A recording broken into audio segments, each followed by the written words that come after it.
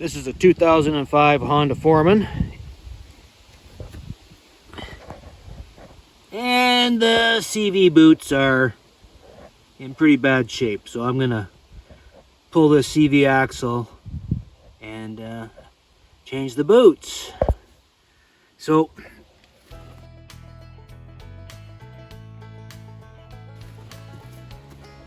first thing, get the tire off.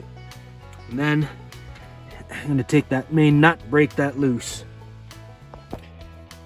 Well, I got two options now. I can either split the ball joints, take off the brake caliper, and probably have to take off the steering arm in order to get enough room to pull this shaft through the hub. But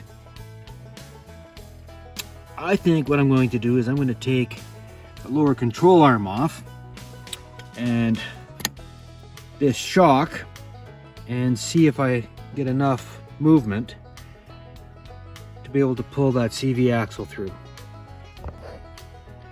Well, that worked splendidly.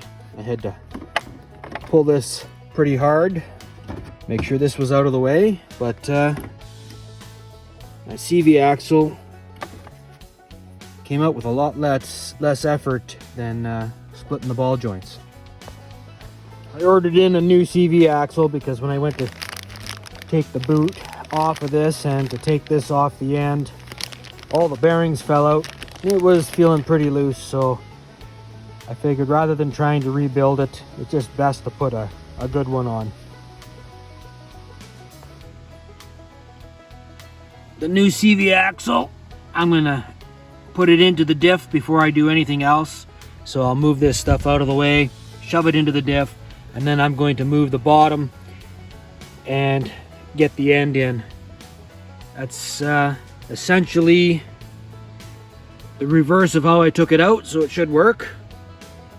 I hope. Well, there you have it. That was a very easy install. I think I'm gonna try and change all my future CV axles by taking the lower A-arm off.